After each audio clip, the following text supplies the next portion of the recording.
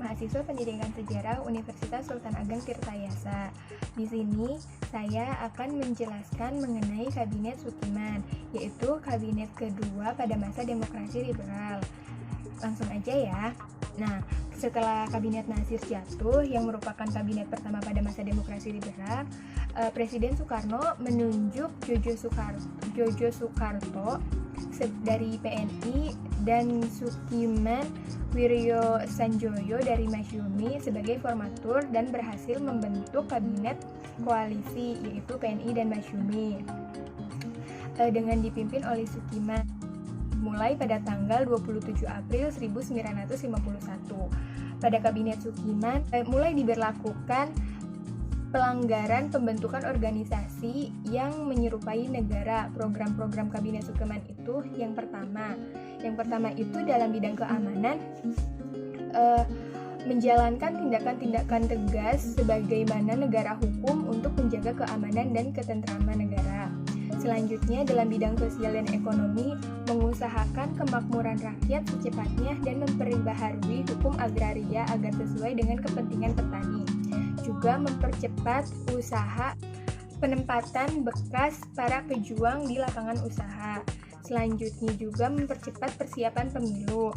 Yang keempat itu dalam bidang politik, menjalankan politik luar negeri secara bebas dan aktif dan memasukkan Irian Barat ke wilayah Republik Indonesia secepatnya.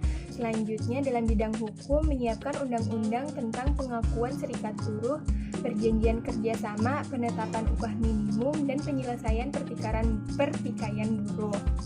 Untuk memakmurkan rakyat, Kabinet Sukiman ini menasionalisasikan perusahaan di Japanstang yang merupakan perusahaan asing di Indonesia yang kemudian dinasionalisasikan sebagai bank sirkulasi negara.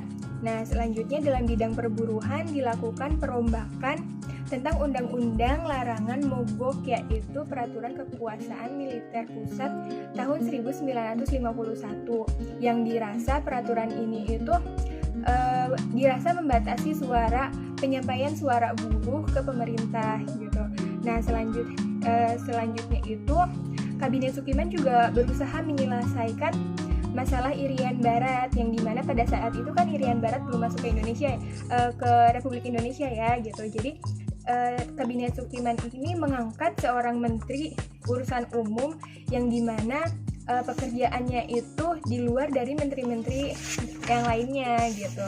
Nah, kemudian dalam hubungan politik luar negeri juga Kabinet Sukiman ini masih menganut politik bebas aktif dan berorientasi pada kepentingan nasional.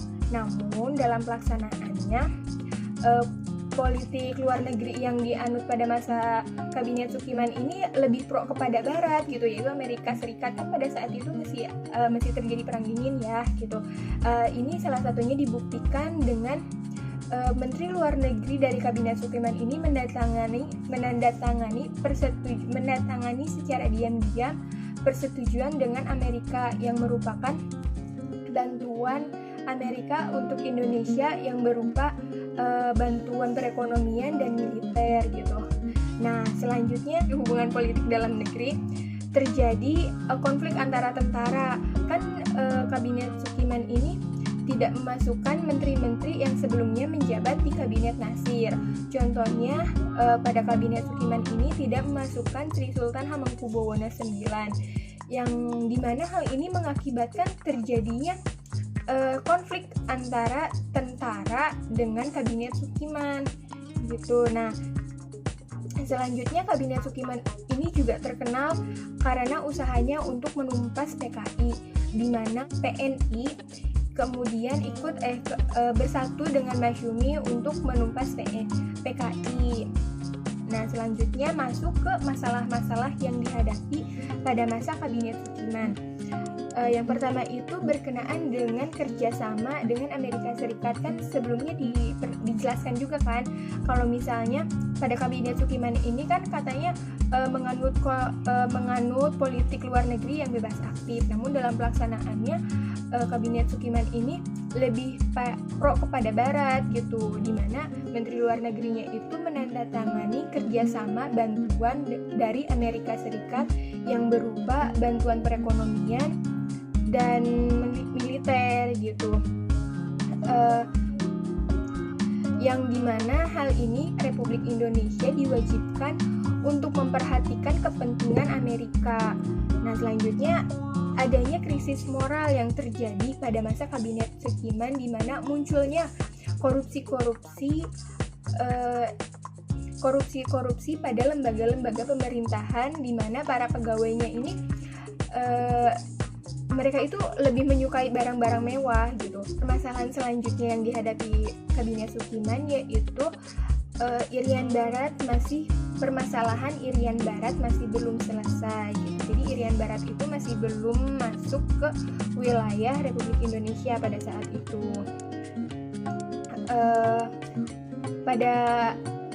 Pada kabinet Sukiman juga terjadi konflik antara militer dan kabinet Sukiman yang mengakibatkan terjadinya pemberontakan di Jawa Barat, Jawa Tengah, dan Sulawesi Selatan.